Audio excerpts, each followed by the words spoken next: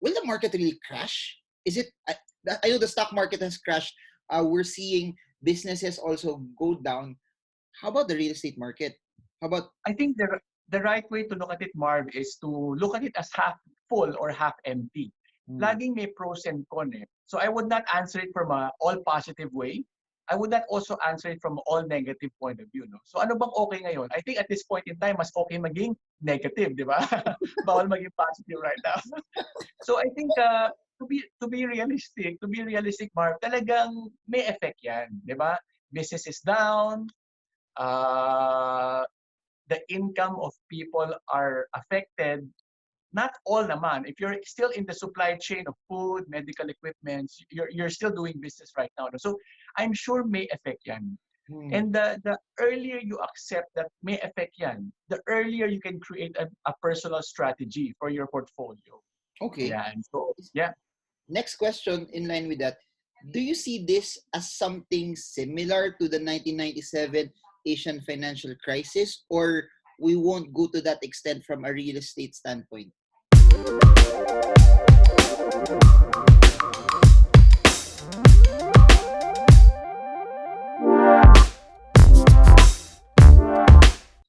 Okay, guys, we are back with Carl D. And as you all know, you've seen him in the previous videos talk about real estate. And then we've also had so many videos talking about our prices too expensive, are things gonna crash. We're gonna discuss that today. But before we get into the thick of things, Carl D, Hey, how are you? How's everything? Are you affected with all of this that's going on? If you, I'm not sure if you've seen a lot of the videos I posted. A lot of the entrepreneurs lahat sila, this is a lost year, everything's closed. Kayo, sinasabi ko kasi sa kanila, back there, uh, while everyone's nervous, the real estate investors are still relaxed. So how is it? I think, Marvin, first of all, hi, no, good day to everyone. I hope you're all safe. And if you're a frontliner, thank you very much. If you're a medical team, if you're still going to work, for us to have groceries, to have food, to have water, thank you very much. Even the garbage collectors, thank you very much. You go to work so we can all stay at home. So Hmm. Marvin, I guess the feeling right now is we are just grateful more than anything else. We are grateful that kahit papano, we are able to stay safe. And we are just grateful to everybody who are out there trying to protect us, making sure this virus does not overwhelm us. Yeah, di ba? So, and of course, as an investor naman, I guess we're kind of prepared, di ba, Marvin? We've been talking about this for a few years now. We've been waiting for this. We know that investment economies are a cycle. It's not always going up. So we kind of see this situation come. So right now we're okay naman. But yun nga, I wanted to do a video with you kasi there are some people messaging me that they are worried. Hmm. They are anxious. Anong gagawin namin, Carl? So we want to address those questions with our video. Hmm. But here's a question that I've been meaning to ask. Uh, what's the rich doing in times like this? What are you doing, Carl D? Let's ask Randall what Are he's you are doing you right bo- now. are you bottom picking? Are you buying properties? Anong strategy ng isang Carl D at this moment? I think at this moment, Marvin, I want to go to stocks. Di ba? Yun Talaga? yung talagang, yeah, ito na yung sinasabi nila eh. If you look at videos, di ba, about the stock market na, you wait for the down market to come because suddenly the companies are very cheap. Di ba, Marv? Hmm. Am I a good student? Oh, okay. Ah, ano ah, nakuha mo ba yung text ko nung a week ago? but that's true also, no. You will see a lot of uh stocks that a few weeks ago or even more a few months ago mataas valuations, ngayon sobrang mura na siya. Yung tinext ko sa'yo, sabi ko ayala lang nag-19. I'm not sure if you saw that, if you saw Yep. that text. I said, oh, 19 na siya ngayon. Anyways, So magsa-stocks ka? You're not picking up real estate right now. You don't plan I to. think to be realistic, the opportunity right now for me, the way I see it, is in the stock market, no? Because companies are now very affordable, very cheap, kumbaga, di ba? But I don't know how to buy a stock market account, so maybe I have to call my broker, old school. Talaga, talaga. Ano na lang, kahit, do we have a outlook on frutas? On frutas, no? our friend Lester, no? Yeah, so there are a lot of good companies right there na bargain ngayon, di ba? Okay, Ikaw sige. ba, Marvin, do you buy some stock market? For trading, may mga opportunities, pero yung, 'di ba, it's three classifications.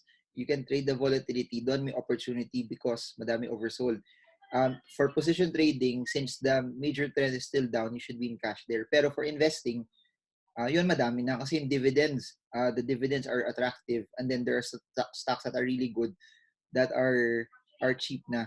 Ang daya mo, binaliktad mo yung tanong sa akin. We are asking how the rich like Carl are doing. Ano yung how the I, unaffected I, I think I think Marvin, a lot of my wealthy clients, no, I think they somehow their mindset is wired for all of this. Eh. They're prepared for good times. They're prepared for bad times. They have strategies in place. Hindi sila nagugulat. That's how I see it lang.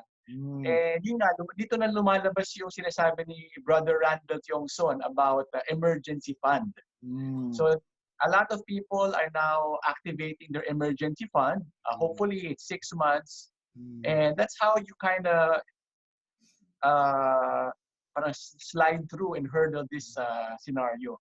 Yung But Mark, yeah, yeah, yung nakwento mo sa akin, di ba 24 years yung emergency fund mo? So, for 24 you know, years, it's you'll be it's okay. it's a good and bad. Eh. It's if you're able to separate money from everything else in life. The money part may be the one that's shaky right now, but everything else is okay. I mean, the family time, thanks to the frontliners, so the family time. If you have good health, it's a very rare situation where we are all able to slow down and just appreciate the simple things in life, diba? Even yung food mo, minsan binavalue mo na ngayon because of the scarcity. So these are Okay. these are very important situation, Marvin, wherein it will make us kinder and better persons in the next, if we survive this, to be kinder.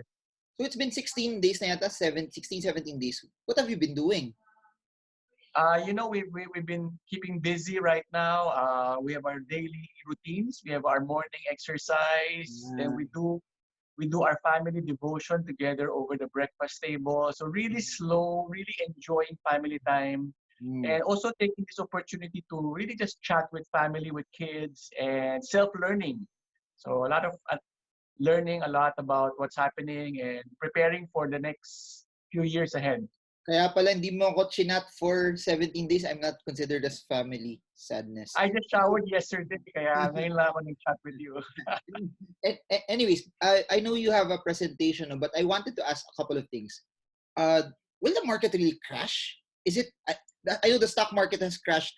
We're seeing businesses also go down. How about the real estate market? How about? I think the right way to look at it, Marv, is to look at it as half full or half empty. Hmm, Laging may pros and cons. Eh. So I would not answer it from a all positive way. I would not also answer it from all negative point of view. No? So ano bang okay ngayon? I think at this point in time, mas okay maging negative, di ba? Bawal maging positive right now. So I think to be realistic, Marv, talagang may effect yan, di ba? Business is down, uh, the income of people are affected. Not all naman. If you're still in the supply chain of food, medical equipment, you're still doing business right now. So I'm sure may affect yan. hmm, And the earlier you accept that may affect yan, the earlier you can create a personal strategy for your portfolio.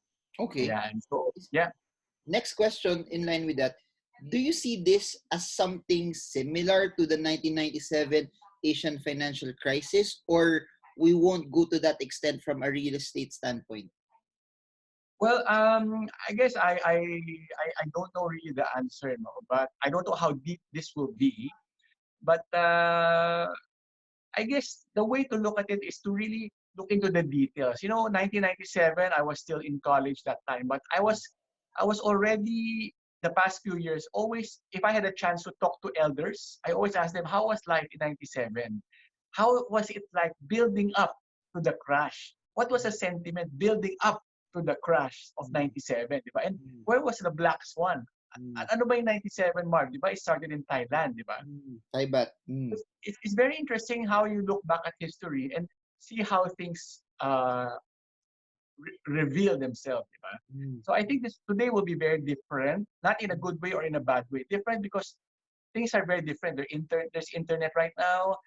We are at a better economic situation. Businesses are more thriving with more cash position right now. So iba siya, Marvin, no? What do you think?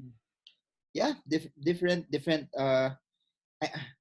from economic standpoint. Galing mo, binabalik mo sa akin ito from an economic standpoint.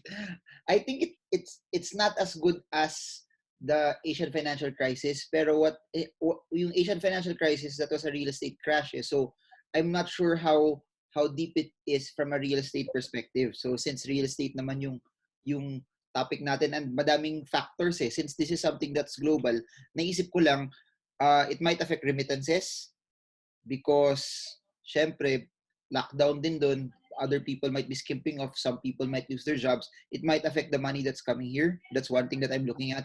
Then from another aspect, since nagtitipid naman yung ibang bansa, BPOs might make more money here naman kasi nagtitipid they'll try to outsource more, they want to cut costs as well. So the OFWs might lose, BPOs might win. Another thing is if the lockdown progresses, yung iniisip ko, how about people who are business owners or employees or freelancers that are affected? Will they be able to pay out their loans? Kasi the loans will continue pa rin. So those are the things that I'm thinking. So I don't know the cash level of every person, and that's as what you said, and that's what we're gonna discuss in a bit. You said depende yan sa type of investor that's out there. Ano lang, fearless forecast, Carl. When do you think the lockdown will end?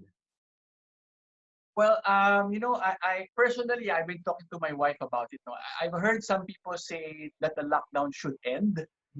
Personally, I think lang, I may be wrong, that it should go on sana for 2 more weeks. I feel this is just to contain the virus. Kasi I feel if we open up the city again, 1 will become 3, 3 will become 9, 9. Isang tao lang na may virus will spread it again, and we will have to go back to zero. So that's how I see it from a health point of view. And from a business point of view, I'm not sure. And I like what you said because we cannot have a second lockdown. A second lockdown will be worse. So yung ano dun is we do it right now that it either gets extended or not, or we risk something that kung mag-lockdown ka ulit, just so you know, I'm not sure if you watched the previous videos, I've received so many messages from entrepreneurs and employees that if this drags on, wala na silang pera for in 2 months. And I'm not talking about people who are minimum wage. I'm talking about people who make a lot of money. It's just that when times are good, medyo either naging aggressive sa business or napapagastos ng sobra, and they did not foresee this also happening as well. So, I think, Marvin, siguro, I saw this post ni Justin Trudeau. Kilala mo si Justin Trudeau, right? Not the singer. He's a good friend, yeah. No, not really. Yeah, your friend, di ba? Canadian Prime Minister, no?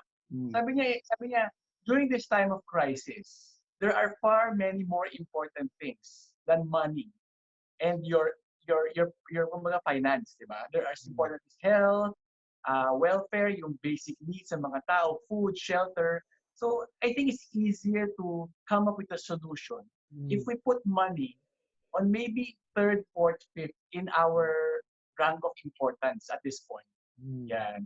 So hopefully, for the businessman, it's very difficult talaga. It's very difficult, especially if you have big manpower, laki na overhead mo. It's really just hope that we have the emergency fund really comes into play, no, at this point. And there's something that I've noticed na never mo nalalabas dati. In times of crisis, they would always say, buy gold. Kaya pala may gold chain na dito. Medyo, naka-ready ka na. Naka-ready ka na for times like this. The gold is out, the bling is out, and ready to, to sell. Oh, yeah. Yun na. It's the gold currency, eh? Okay.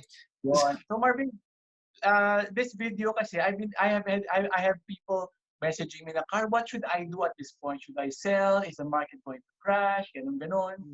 So it's been a few days na iniisip ko what's the answer. Kasi case to case siya, Marv, no?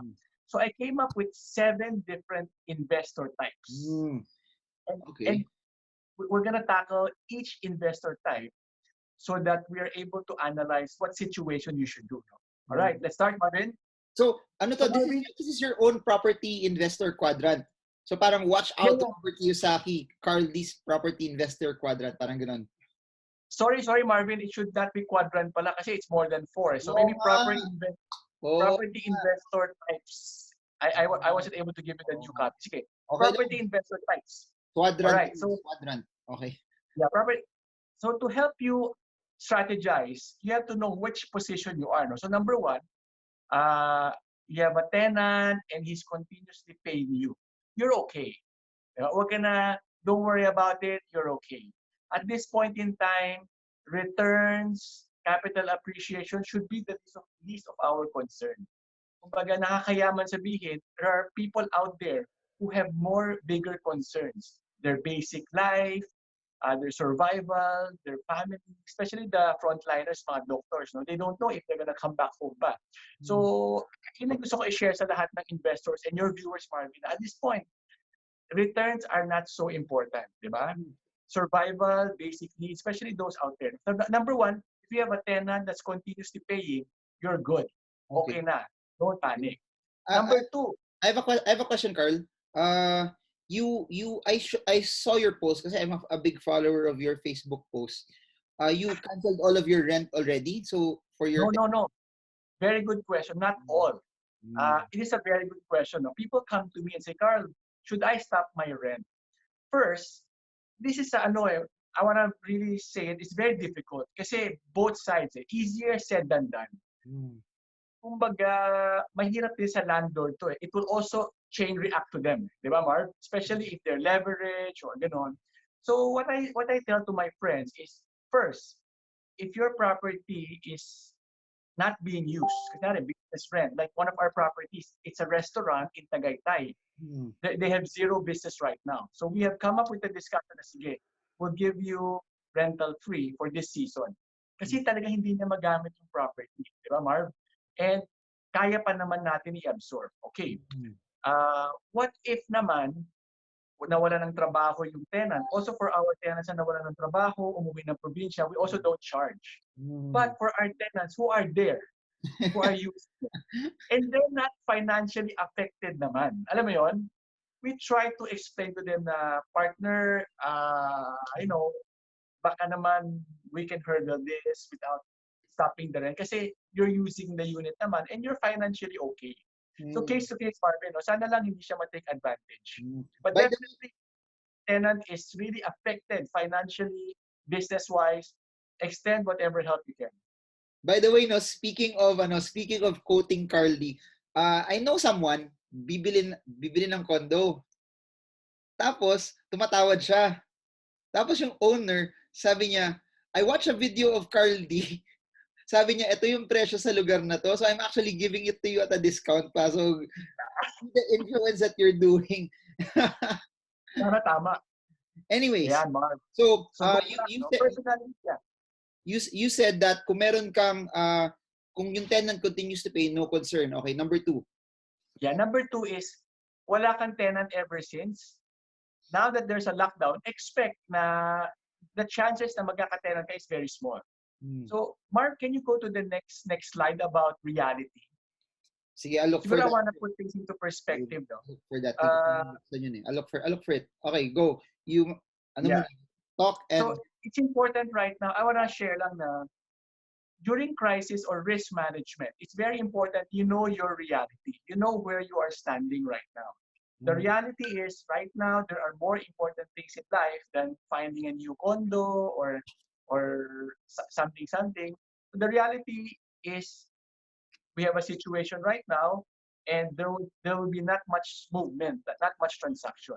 So, Mm. what strategy are you going to make amidst this situation? Yan yung pag-usapan natin, Mark. Okay, pero All right, so so when you talked about reality, this is what you mean, no? This one. Okay, so yeah, so it's important before we move on to the next slides that you have to accept reality. The mm, earlier you accept reality, the sooner you can move on mm, to the strategies. Diba? mm.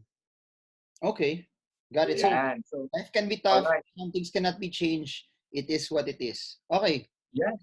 Yeah. So, ang nakikita ko kasi, if you don't accept the current reality, you'll have a hard time moving to the solution. All right. So, Mm, personality type number 2, wala kang tenant. mm, Ngayon, wala ka pa rin tenant. So, that's status quo. mm, Just have to hurdle through this. Wala tayong magagawa dyan. Sanay ka naman na wala kang tenant, so expect na wala ka pa rin new tenant coming in the next few weeks or months, no, until the situation stabilize. Number 3 Question, is Carl. the bigger concern. Paano Your yung tenant, paano yung mga taong paano yung mga tao wala ng tenant tapos wala pang love life? yo, Is it a watch problem? Netflix na lang, di ba? Watch Okay lang. Netflix. What's gonna happen? Console or not? Anyways, number 3. Alright, number 3, if you have a tenant that is not paying, that Mm, is more challenging, no? Kasi siyempre, yun nga, yung sinasabi ko kanina, if your tenant is financially affected, then try to extend as much kindness as you can. Kasi you have to understand also that all the money that we have right now, all the resources, is not ours, di ba? Kay God yan. And it's just passing through us. So the mm, question is, how do you think God wants you to respond to your tenant during this time? mm, So, I hope lang na hindi siya ma-take advantage. So, case to case na lang. If you're a tenant right now and you're affected financially, try to talk to your landlord, no? mm, But also, take into consideration that your landlord will be much affected if people doesn't pay him also. mm, Mawawala yung pang-ikot niya, pang-bayad niya ng association dues, pang-maintenance. So, this is really a good time to have a discussion, to have a win-win arrangement, how you can both make this work. mm. Ayan. So, that's the third kind of investor. So, the Okay. first 3, Marvin, is your concern on the property. Diba? Mm, Ibig sabihin, may property ka, you're financially okay naman. Diba? Medyo hindi lang, it's not falling into place as how you expected it to be. That's the first 3. So Marv, number 4, mm, ito mas challenging naman kasi mm, it's now is your personal finance concern. So I want to highlight lang, Marvin, na even though it's invested in property, number 4, 5, 6, and 7 is finance concern personal. So ayan, number 4, meron kang 6 months emergency fund. Just like you, Marvin, I'm sure you have, ilang years ba emergency fund mo? Ilang decades? may sinabi ka 'di ba na yung technique mo 24 years. So ako 24 years. I tried that. To 24 years si Carl, sabi ko, pangarap ko, if I can only be 1% of what Carl is, okay na No, ako no, doon. no. So yun. At this time, pare-pareho lang tayo. So na Marv, number 4 is if you're the type na you have 6 months emergency fund, then again, you don't need to be anxious, you don't need to panic. Pinractice natin to for many, many years. Ito na yon, di ba? Kumbaga sa military, you practice this, and this is not a drill anymore. So now Mm, you have to manage your emergency fund. So mm, sabi nga nila, tipid-tipid na muna, and really stretch this. Always remember, other people out there have no emergency fund. Other people out there, they're fighting for their survival, for their life. They're working 12, 20 hours a day to help us. Kaya you are in a very good position if you're number 4. So mm, Marvin, number 5 naman is you're okay. Your company still give you salary, your income is not affected, di ba? The worst is di ka lang makalabas ng bahay. Relax. You are in a very good place. Think about the other people out there. Be kind, try to help out.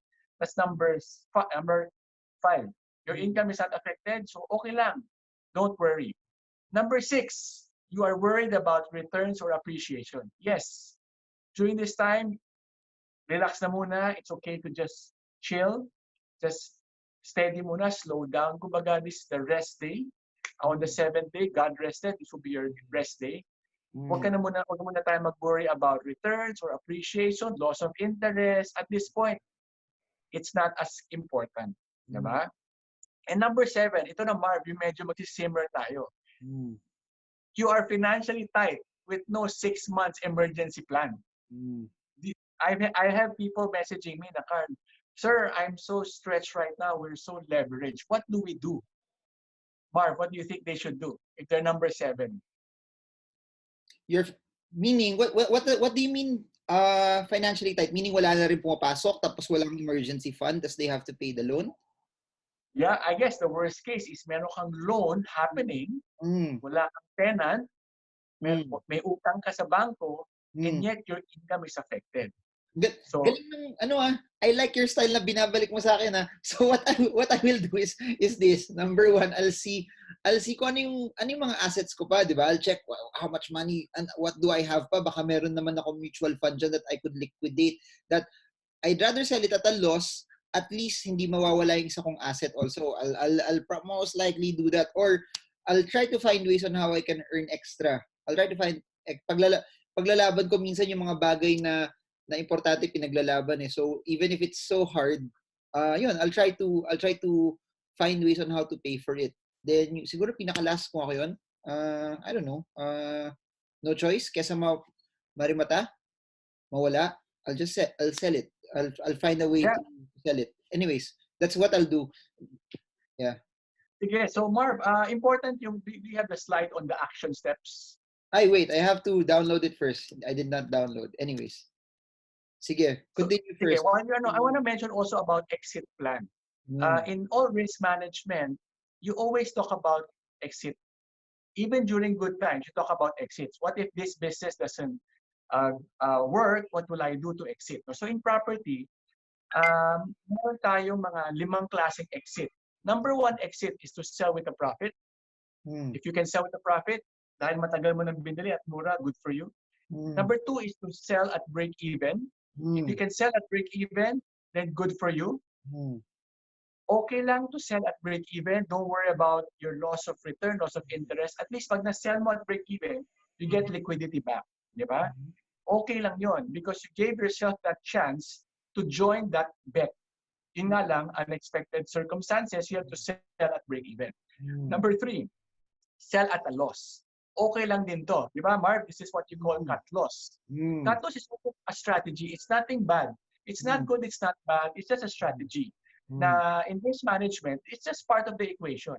Tayo kasi sa culture, ayaw natin mag-sell at a loss eh. But sell at a loss is a strategy, and I want to build your confidence. If you need to sell at a loss and regain capital back, be liquid, have peace of mind, sleep well at night, spend time with your family, then it's a very, very, very good strategy. Number 3. Advice ko na Marvin sa mga mag-asawa, if you are in a financial situation right now wherein you're panicking, you're anxious, don't point fingers. Yun lang yung mga advice ko. You are a couple, you enter this investment together, you enter this investment for a potential gain, it did not fall into place. Now you're strategizing how to exit together, right? No pointing fingers. Wala dapat, Marvin, ikaw kasi, dati kasi ganyan ka na ganyan eh. No pointing fingers. Now is a good time to build a stronger bond. Number 4, Marv, ito na pala yung cut loss. Ito yung, kunwari, nag-i-installment ka pa sa developer, Marv, no? If you have installment with your developer and you're having a hard time right now, here's what you do. You write an email to your developer, to the accounting department, to your customer service.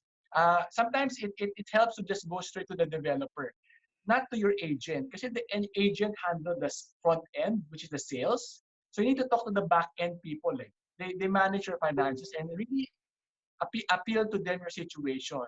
And siguro, really nice, in a nice, well-crafted letter, your situation, anong request mo, di ba?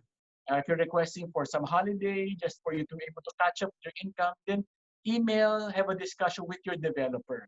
Not with your agent, with the developer mismo. And lastly is Dasyo and Pagyo. Dasyo and Pagyo means if you have installments sa bangko at nahihirapan ka na magbayad, Mm. Hindi mo siya mabenta with a profit, hindi mo siya mabenta break even, hindi mo siya mabenta at a loss. Mm. Your next resolve is to sell it, to return it to the bank. Di Mm. ba? Again, it's nothing negative. It's really a strategy na, Mm. sige na, hi, BPI, Metrobank, I could no longer pay for this property Mm. and it's an investment anyway. Mm. Now, my basic needs are more important. Please, can you get this property na lang? Mm. Kasi hindi na siya priority at this point. So Mm. those are the exit strategies, Marvin. Mm. Okay. You said you wanted to mention about action steps, or you're good Yeah, na? last na lang, before we go, Marv, is the action step. Do you have the slide for the action steps? Oo naman. Can you sing first before I let you go? Okay. 1, 2, 3, go. All right. Action steps, Marvin. Ito lang, if you're number 7, if you're the type na you're anxious right now, you're worried, you're number 7, you're not number 1, 2, 3, 4, 5, 6, you're number 7. Mm. First, compute your monthly burn rate. Where am I really? Ano ba talaga position ko? Mm. How much do I need every month? Ayan. So you have to have a number. I've seen people come to me, Carl, I'm worried, I'm panicking. I go, what is your monthly burn rate? Di ko alam eh. So you need to know your number. Identify how long your liquid fund is. Gaano katagal pa yung hawak mo? Mm. Di ba? Do you have any time deposit na you can liquidate? Mm. Para you have an idea how much is your liquidity. Mm. These are for people who have been too high leverage, high risk, na they're not able to manage well. Ngayon, humahabol tayo, Marv. So we're not pointing fingers. We're teaching your viewers how to strategize pa rin amidst of the crisis. Mm. Number 3, Marvin, is to identify your VAR, your value at risk. Value at risk is important, meaning your property is 10 million, pero na-cash out mo pa lang 2 million. So don't worry about the 10 million because your VAR, your value at risk, is only the first 2 million. All right? Number 4, ito na. You have to start calling your wealthy friends like Marvin and Carl D techniques na. We're Boss, now in Carl D's world. Okay, go. Boss Rex Mendoza, Randall Tiongson, wealthy friends who might want to assume balance of your property. But of course, if you approach your friends to assume balance, dapat may come on ka din, di ba? Like, kunwari sa'yo, Boss Marvin, can you assume the balance of my property? I just sell it to you at cost, okay lang. Sacrifice sale na. And you can just pay me, pag medyo just assume the balance and the whatever down payment, you can pay me as the conditions are better. So you have to make it easy for your wealthy friends also to help you out. Mm. Number 5, again, you mentioned this na, no, to find ways to increase active income. We're Mm. seeing a lot of entrepreneurs doing some selling during this time. Mm. Ngayon, lumalabas, it's very advantageous for those sellers who are able to deliver and be visible online. Mm. Di ba? Kami dito sa Quezon City, dito sa mga mahihirap sa Quezon City, Marvin, not like BGC, Grabe. dito we rely on deliveries ng mga gulay, ng mga meat. So, isipin mo, everybody's funneling to those stores who can contribute online, who can do business online. And last 2, Marvin, line up assets that you can sell. Ito yung mga, whatever cash products you have, whatever items that you can sell, because you're already number 7. You're in a financial position na sensitive.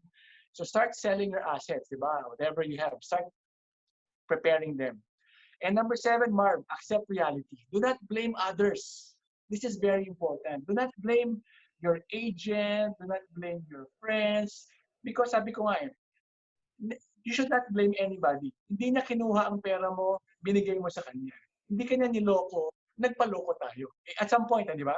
So, accepting reality is very important. So, you can move to the next step, which is to create your strategy and your solution. Ayun. What's your message naman for people right now? And I've been asking this all the time. Sa mga taong depressed, sa mga taong takot, sa mga taong nawala lahat, what should they do and what's your advice for them?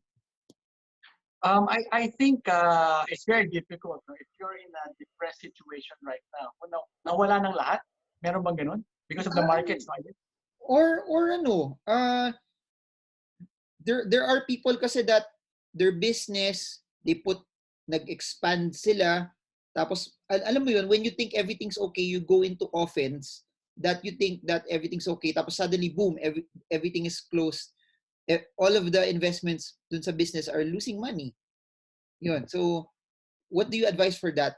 Those types of situations na, yun, people are down eh. And feeling ko, a word of inspiration from Carl D will change your life eh. I guess it's very difficult if you're down at this situation. No? But first of all, of course, we should not forget our Master, our God, and that if we know na lahat naman ng His will is for good for us. He has good intentions for us. You may be going through some challenges ngayon to make you a better person. Diba? You may be going through some challenges to teach you a lesson. But from a corporate point of view, you just separate everything. What is worrying you? Is it finances? Is it health? Is it relationships? Is it manpower? Is it income? You just find ano ba talaga yung source of anxiety mo, di ba? So, and then if it's money, then just check what are you worried about? Is it because wala kang emergency fund? And then just take it one step at a time siguro. Yun yung masasabi ko, Marvin. Just identify, that's number one, accept reality and take things one at a time. But I've seen people, di ba, suicide because they lost their money. Money is not number one in our priorities. It's important, but it's not number one. If you have family, you have health, be kind to others, you can still be a contribution to the society. It's all good, di ba? Ito, I know you need to go na in a few minutes, no? If ikaw yung nawalan ng lahat and you have to start from scratch, what will be your step? What will be your day one? Parang ano yung I want people to see ano yung logic ng Carl D. Kasi what I do know is when people lose everything, they really don't start from zero kasi meron silang natutunan that will propel them eh. So if it was tapos the lockdown ends already tomorrow, what would you do? Siguro if it happens to me, I will start to reach out to my friends and tell them that, I made a bad decision. I'm in a rut right now. Can we do something together? Can I work for you? Can I give value to you in exchange for bread, food on the table, di ba? Huwag ka tayo maging, di ba? We have to humble down. And the faster you accept reality and say, Marv, I'm in a rut right now. Can I do something for you? Can I deliver you food? Can I do something? And that's a way. And marami naman stories, Marvin, di ba? Like, even John Gokongwei for a while, di ba? He was down. And he was able to recover the business. I like what you said. Galing nun. I've asked so many people about that. Sa'yo ko na nadinig yun. Ang galing. That's a very, very good practical ano. And that's why you're way up there eh. Kasi what people need to get from you is that real estate is just a byproduct of your genius. Pero yung kailangan nila makita how Carl does it the way he thinks. And galing. Money is just, it's a tool. It's supposed to be used. God passes through the money through us. Anong gagawin natin with the money? Not to buy fancy big cars or, di ba? Yeah, how do we use it to help your brothers and sisters? Galing. I guess that's it for now. Thank you so much to everyone who joined us. If you got a lot from Carl D, comment below.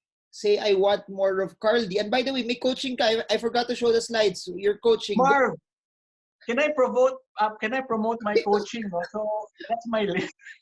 That's what I do right now. Taas mo. Dahil message sa akin. Can I have a conversation with you? So we do Zoom session right now for our coaching. Okay, so there, Carl D, bit.ly/Carl D private coaching. So yun, sakto, nakalimutan ko sabihin. Carl D. So if you wanna meet Carl D via Zoom, no touch, yun, coaching. So thank you, Marvin. Oh, that's it. Is that it? Do you have anything? I wish you well. So thank you so much to everyone who joined us, and I hope you guys got a lot from this. We're gonna make more and more videos of this now. We want to see people like Carl in the channel that in the midst of adversity, they're calm, they're composed, they know what they're doing. Because at the end of the day, if you panic in all of this, that's when you lose it. If you panic in all of this, that's when you make wrong decisions. And if you notice it also, we've been showing different people, iba-iba yung perspectives. Some are more bearish, some are more bullish, some are in between. But there's one thing that's common. all of them are calm, all of them are composed, and all of them are following their plan. So you do not have to listen to other people, you just have to listen to what your strategy is. Take everyone's advice, but analyze it on your own. Tama yung sabi ni Carl na hindi ka naman nila pinilit mag-decide dun eh. You have to do what works for you. So that's it for now. Marvin Germo with super rich property investor and intellectual guy, Carl D. I hope this video helps you trade well, trade strong, trade smart. See you all again soon. Bye, everyone.